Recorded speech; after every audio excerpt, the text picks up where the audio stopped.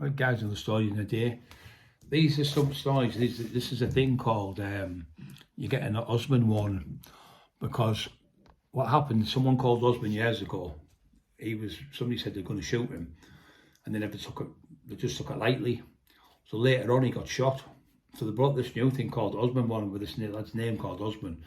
So if you've got, say for instance, somebody says a cockerel's going to shoot him or stab him or beat him up, the cops go to you and pull you in.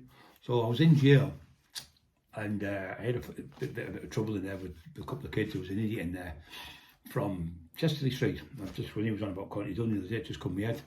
Now, gobshite, mouthpiece, biggish lad, I'm not massive, but stab merchant. So he's from, I'm with my side over here, and he's on the same wing. And he went, oh, right, you still getting your blue gyros like that? Who the fuck do you think you're talking to? Anyway, he was really cheeky. So the next minute, I'm going out. So he's going, I thought you'd done the toilet and all this. So I goes down the fucking gym. There's no problem with them. My hands were better than me. So he goes in, he's fucking shit himself. He said, he's going to hit me screw to a screw out, you little grassing bastard. So I'm just messed about with him, boss. So anyway, he was telling everyone he's going to do me. So he's gone back to his pad, and he's got a toothbrush, and he's sharpened it up. So the lads have heard at the window, I'll fucking stab you up in the yard, I'm going to do this. But I was like the king in there. I think there was about 60 on each wing, and I was on my wing, and we go out, 60 of us. Out of the 60, I'd say there's about 40 ready to do me. And I've had to go around here, get them fucking shivs down, we'll put that shivs down, the screws, watch out, the length of screws, leave it, because there's too many lads, all got shivs, and they're all going to have a fight with this one lad and fucking smash him to pieces, because he's been cheeky to me out the windows and that. So that's the respect I had in jail with all the kids from this area and from different areas. But this cheeky little fucker finds out, mouth out the window, going to do this. Anyway, I grabbed him in the end, what I'd done is I went to his window, he was downstairs. So I grabbed the fucking, pulled him out the fucking window, right out the fucking window, because the window's downstairs open up, you see. Shit his fucking self. Anyway, next minute, I say, what's the influence? And he said, there was an old tramp drinking a bottle of cider, and he beat him up for a bottle of cider and stabbed him about 15 times for a bottle of cider. So he was in there, mouth it off to me, cheeky cunt. He was in there for stabbing an old tramp for a bottle of cider. So you just get crazy people wanting to do crazy things. But anyway, he got it in his head, he was getting out. I think he'd done about 15, 16, yeah. So he was getting out, and I was getting out a couple of weeks after him. Anyway, there was another lad in there who was cheeky, a travelling lad from out the area. And I was boxing in the pad, in the gym. And all the other lads had taught me, Mark Johnson, all them, and Chris Curry, and all the lads who were in there in the gym.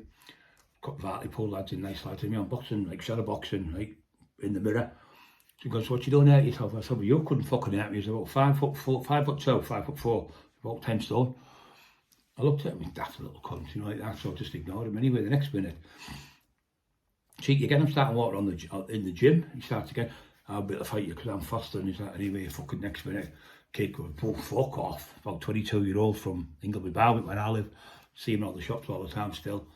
Slipped in the left hook, sparked him. So when I was in jail, I didn't have to do nothing, because all the kids used to do it for me, because I'd looked after them, and they were like 16, 17, 15, 18s, 19s, 20s. When they got the big jail, they were looking after me. It's the same now. Everywhere I go, anywhere in the country, Liverpool, Manchester, wherever I go, they all know me.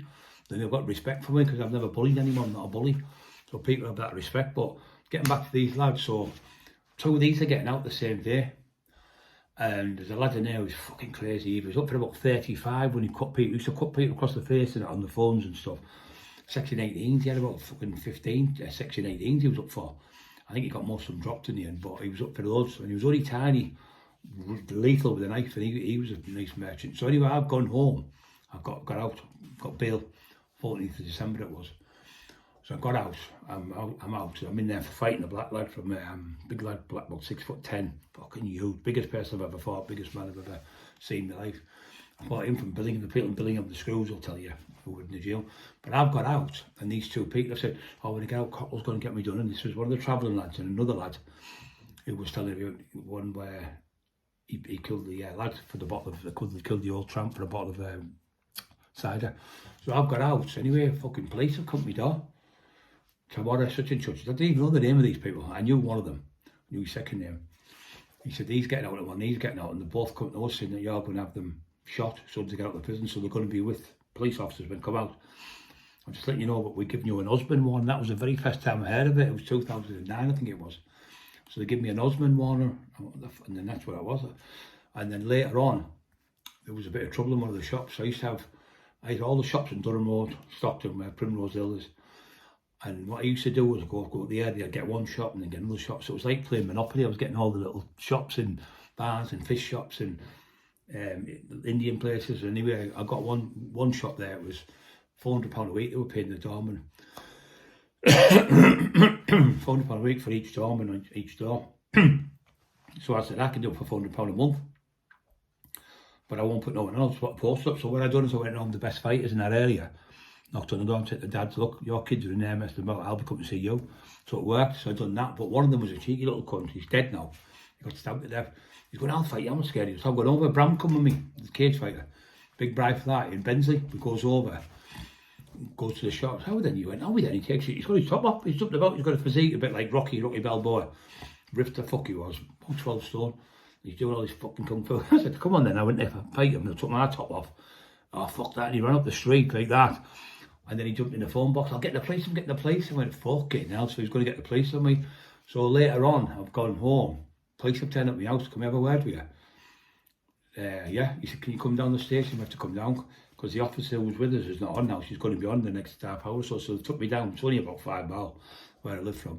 Took me down, she said, I just want to know my name's such and such, blah, blah, blah, blah, and you've threatened such and such. And he's fit himself, so I'm just giving you an husband one. I was getting these fucking husband warnings every other day. I've got about another 4 to tell you about, yeah, just husband warnings for this, husband warning for that, fucking mad. But that's what they have now, these special names and codes, so that's the same crime now is totally different than it was when I was doing it.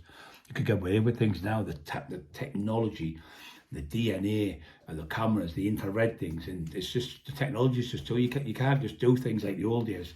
You can get caught, it's not the police that have got clever, they're probably still the same.